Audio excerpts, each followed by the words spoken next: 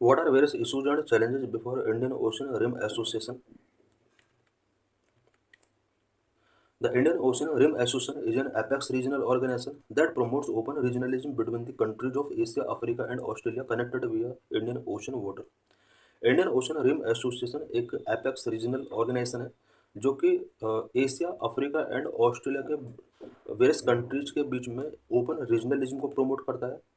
और ये वो कंट्रीज हैं जो इंडियन ओशन वाटर्स के साथ कनेक्टेड है। As a India Indian will host chairmanship of IORA from November 2025. It is now vice chair. It can bring impetus to increase resilience in its governance structure. IORA Indian Ocean rim association का chairmanship नवंबर 2025 में India को मिलने वाला है, but current में अभी India इसका vice chairman है। और इंडिया का जो फुल्ली इनिशिएटिव रहेगा वो ये रहेगा कि इसके गवर्नेंस स्ट्रक्चर के अंदर किस तरह से रेसिलियंस इंक्रीज किया जाए।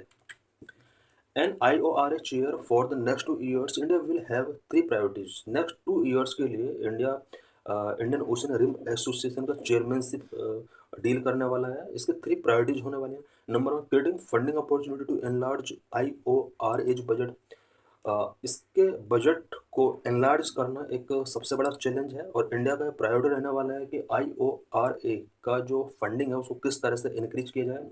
Number 2, integrating technology for data management and policy analysis. Data management and policy analysis के लिए टेक्नोलॉजी को किस तरह से इंटीग्रेट करना, ये भी इंडिया का एक प्रायोरिटी रहने वाला है। Number 3, creating maritime ready course with academic and research institutions using collaboration. Collaboration के साथ maritime ready course with academic and research institutions को किस तरह से क्रिएट किया जाए, इंडिया के सामने ये एक चैलेंज हुआ। The Indian Ocean region and Indian Ocean rim association. यहाँ पर हम इंडियन ओशन रीजन और इंडियन ओशन रिम एसोसिएशन के बिफोर कुछ इश्यूज एंड चैलेंजेस को डिस्कस करेंगे। जो strategically the Indian Ocean region is a subset of the Indo Pacific yet unique.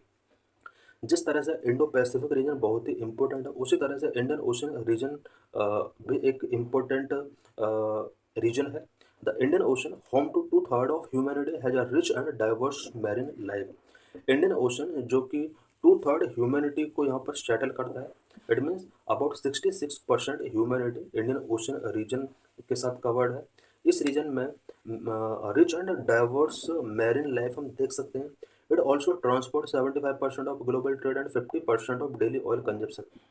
Global trade की अगर बात की जाए, इस रीजन के थ्रू अबाउट 75% ग्लोबल ट्रेड यहाँ से ट्रांसपोर्ट होता है एंड डेली ऑयल कंजप्शन का 50% इंडियन ओशन रीजन से ही ट्रांसपोर्ट होता है। It produce $1 trillion in goods and services and it's intra IORA trade was $800 billion in 2023। Goods and services इस reason के थ्रू अबाउट $1 ट्रिलियन तक के यहाँ पर गुड्स एंड सर्विसेज प्रोड्यूस होते हैं।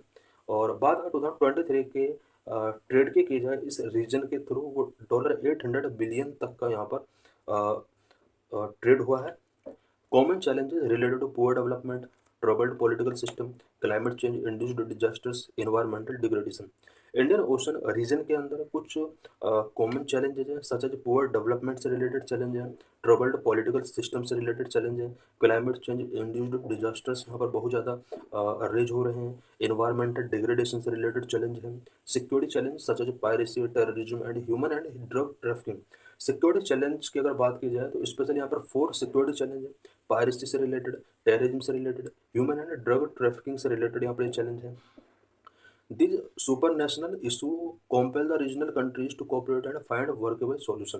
ये सुपर नेशनल इशू जो है ये रीजनल कंट्रीज को कोऑपरेट करने के लिए कॉम्पेल कर रहे हैं, साथ ही वर्केबल सॉल्यूशंस फाइंड करने के लिए इन सभी कंट्रीज को यहाँ पर कॉम्पेल कर रहे हैं। IORA's role in Indian Ocean region. Indian Ocean region में IORA Indian Ocean rim association का क्या रोल है? As one of the oldest regional intergovernmental organizations, IORA has been working to further cooperation among its members by facilitating dialogue on cultural and academic exchange and crucial issues such as disaster risk management. Indian Ocean rim association ये एक oldest regional intergovernmental organization है।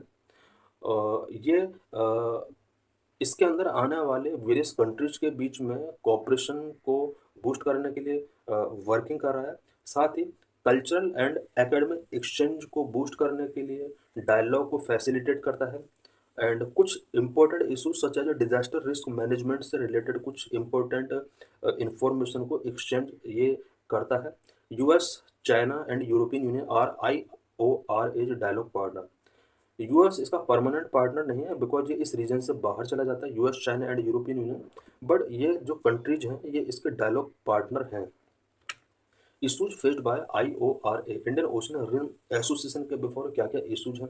The Indian Ocean region is relatively free of great powers competition, yet it has its own set of challenges including funding।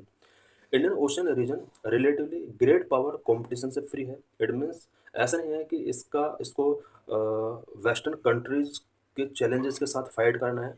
इसके अपने ही कुछ set of challenges हैं including funding. Funding भी एक सबसे important challenge है इसके before. Number 1 issues related to funding, हम यहाँ पर फंडिंग से रिलेटेड क्या इशूज हैं वो डिस्कस करेंगे। Number 2 small secretariat and limited staff से रिलेटेड प्रॉब्लम्स क्या क्या हैं उसके बारे में डिस्कस करेंगे। Issues related to funding, IORA annual budget is member dependent, the budget is just a few million. Indian Ocean rim association का जो एनुअल बजट है वो मेंबर डिपेंडेंट है और वेरी फ्यू मिलियन इसका बजट है। The Indian ocean commission which has only 5 IO Indian ocean countries has a $1.3 billion budget for the 2020-25 time frame. Indian ocean commission जो कि 5 इंडियन ओशन कंट्रीज का एक organisation है, 2020 से 25 टाइम फ्रेम इनमें 5 year के लिए अबाउट $1.3 बिलियन तक का इसका बजट है, जो कि बहुत कम रहा है। Thus, the funds generated fall short of achieving IORA's growing areas of engagement such as maritime safety and security, fisheries management, disaster risk management, technology and innovation, and the blue economy। ये जो fund है इस fund का use कुछ growing areas के management के लिए किया जाता है, such as maritime safety and security के लिए इस फंड का यूज किया जाता है, फिशरीज मैनेजमेंट के लिए, disaster risk management, technology and innovation and blue economy के लिए इस फंड का यूज किया जाता है। Notably each of these pillars is resource intensive and requires constant engagement. ये जितने भी पिलर्स हैं ये रिसोर्स इंटेंसिव पिलर्स हैं जो कि कॉन्स्टेंट एंगेजमेंट की डिमांड करते हैं। इस प्रॉब्लम का सॉल्यूशन क्या हो सकता है? To generate more funds include private players and consultative partners as they are some of biggest player in the maritime domain. अगर हमें फंड से रिलेटेड प्रॉब्लम को सॉल्व करना है तो इसके लिए हमें प्राइवेट प्लेयर्स को